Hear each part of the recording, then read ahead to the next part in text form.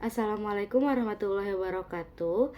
Halo semuanya, perkenalkan nama saya Naila Syifa Agustina dengan NIM 2412515. Pada kesempatan kali ini saya akan mempresentasikan materi dengan judul Sejarah Perkembangan Perencanaan Pendidikan.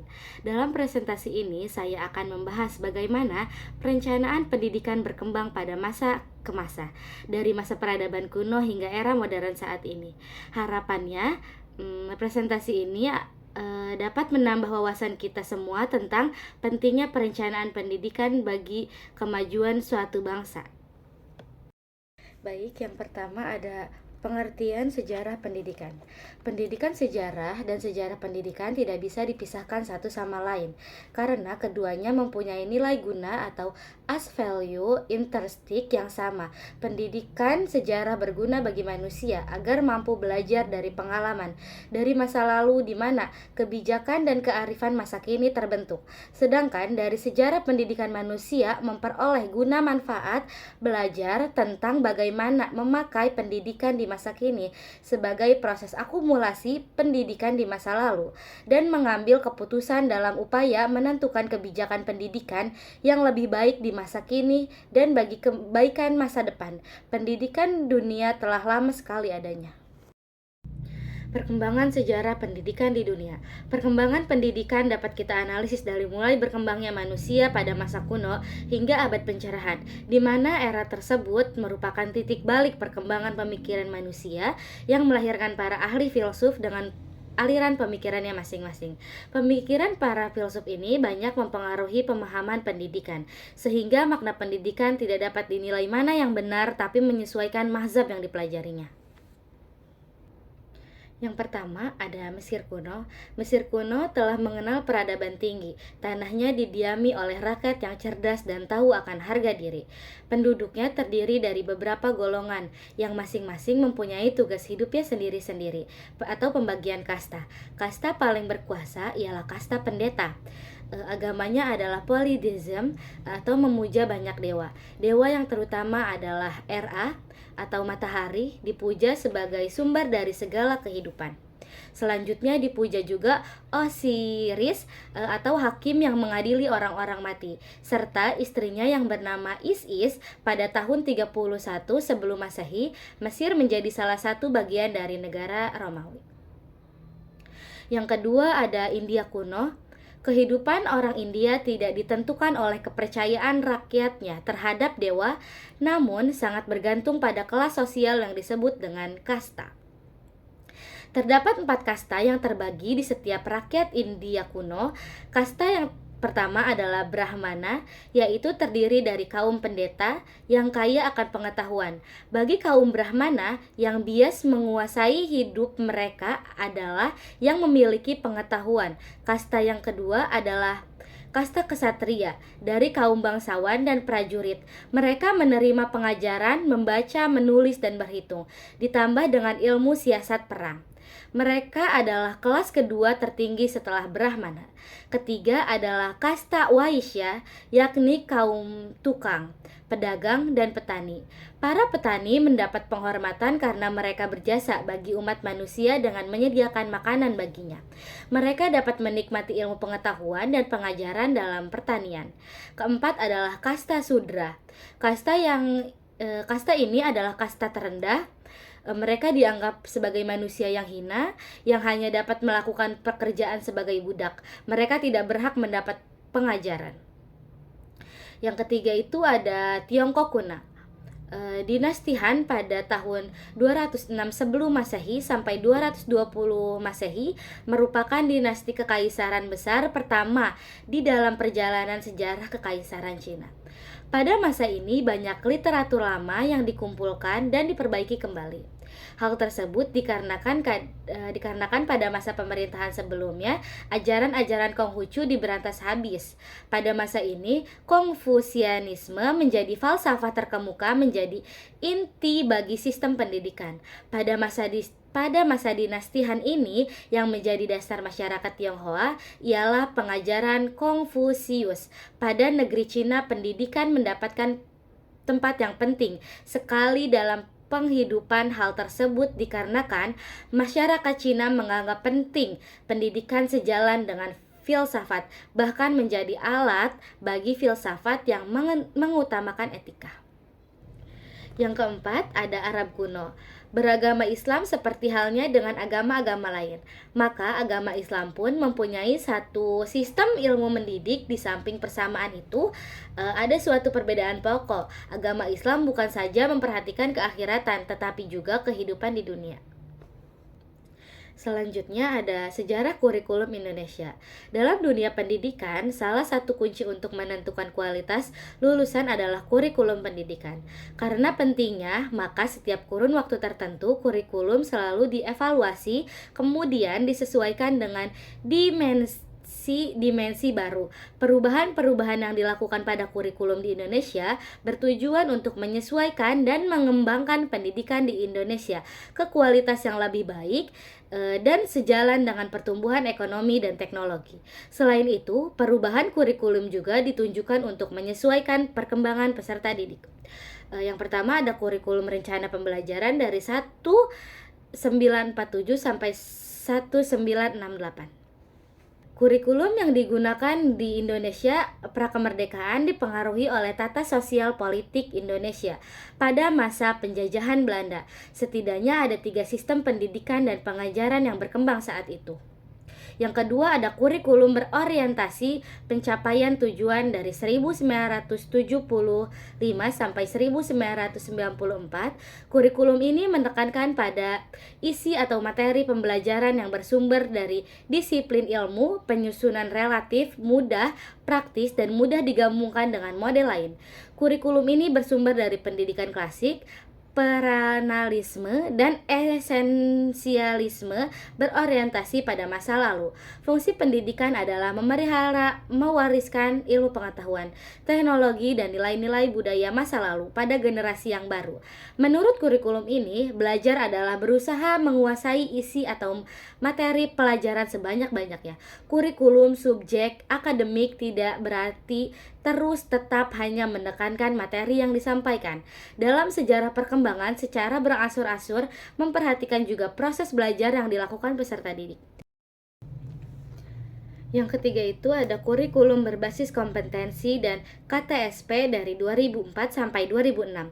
Kurikulum yang berorientasi pada pencapaian tujuan dari 1975 sampai 1994 berimplementasi pada penguasaan kognitif lebih dominan namun kurang dalam penguasaan keterampilan atau skill, sehingga lulusan pendidikan tidak memiliki kemampuan yang memadai, terutama bersifat aplikatif, sehingga diperlukan kurikulum yang berorientasi pada penguasaan kompetensi secara holistik.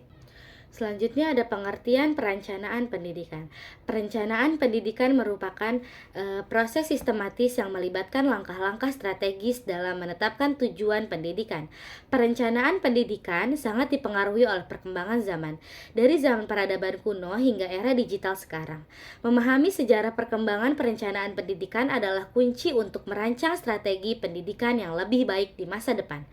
Perancangan pendidikan yang baik memungkinkan pengelolaan sumber daya yang lebih efektif, serta menghasilkan dampak positif terhadap mutu pendidikan. Selanjutnya ada tujuan dan peranan perencanaan pendidikan.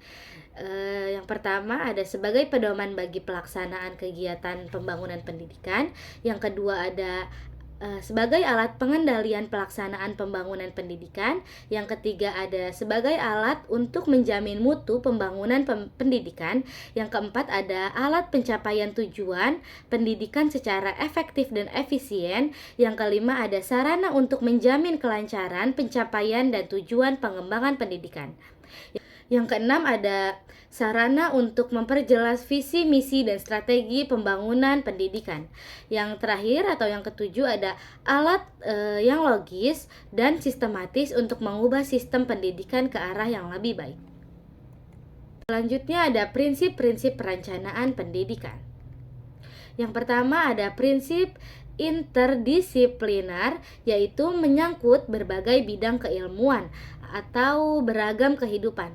Hal ini penting karena hakikat layanan pendidikan kepada peserta didik harus menyangkut berbagai jenis pengetahuan, beragam keterampilan, dan norma-norma kehidupan yang berlaku di masyarakat.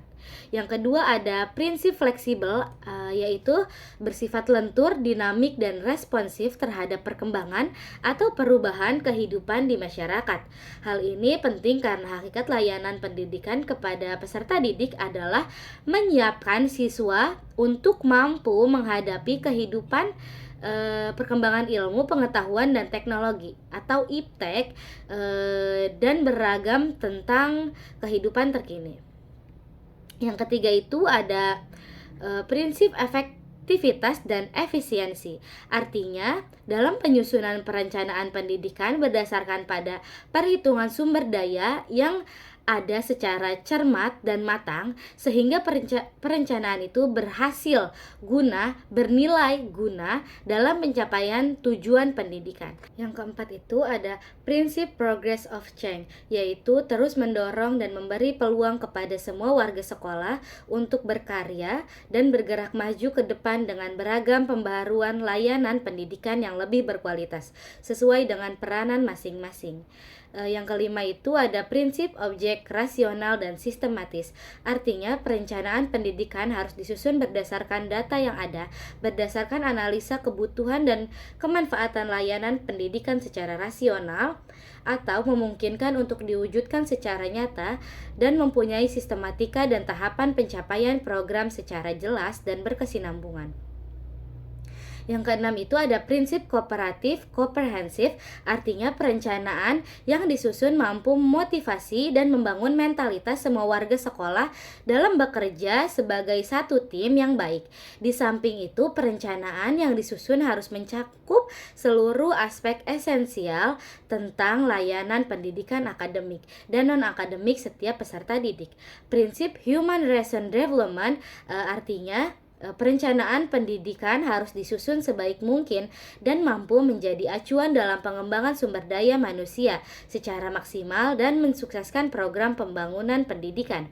Layanan pendidikan pada peserta didik harus betul-betul mampu membangun individu yang unggul baik dari aspek intelektual, aspek emosional, dan aspek spiritual atau disebut ISQ yang unggul. Selanjutnya ada keterkaitan sejarah dan perencanaan pendidikan. Sistem pendidikan di negara yang sudah maju terlihat bahwa perencanaan pembangunan mereka selalu terkait dengan aspek pendidikan. Ketika merancang tata kota, misalnya, Dewan Pendidikan selalu dilibatkan untuk memberikan masukan. Tampak bahwa pendidikan senantiasa terpengaruh oleh sekaligus mempengaruhi pembangunan. Demikian pula dalam hal perencanaan pendidikan, jelas bahwa paradigmanya selalu berorientasi masa depan, memperlihatkan kondisi saat ini dan mencatat kondisi masa lalu sebagai rujukan. Pendidikan berkembang dari zaman ke zaman senantiasa memperlihatkan terjadinya pergeseran pandangan masyarakat terhadap pendidikan. Pendidikan sama tuanya dengan usia manusia dalam kehidupan bermasyarakat, dengan berbagai rentang peradaban. Yang terakhir ada kesimpulan. Kesimpulannya yaitu menunjukkan bahwa praktik pendidikan selalu berkembang sesuai dengan kebutuhan masyarakat dan konteks zamannya. Dari peradaban kuno hingga era modern, pendidikan tidak pernah terlepas dari budaya, sistem sosial, politik, dan pandangan hidup suatu bangsa. Hal ini membuktikan bahwa pendidikan bersifat universal, tetapi tetap memiliki ciri khas pada setiap periode dan wilayah. Perencanaan pendidikan di sisi lain merupakan proses sistematis yang bertujuan untuk menetapkan arah, strategi, dan langkah-langkah guna mencapai tujuan pendidikan yang lebih efektif dan efisien. Dalam penyusunannya, perencanaan pendidikan sesuai harus memperhatikan prinsip-prinsip dasar seperti fleksibilitas, objektivitas, dan efisiensi serta pembangunan sumber daya manusia. Tanpa perencanaan yang matang, pendidikan akan sulit mencapai kualitas yang diharapkan.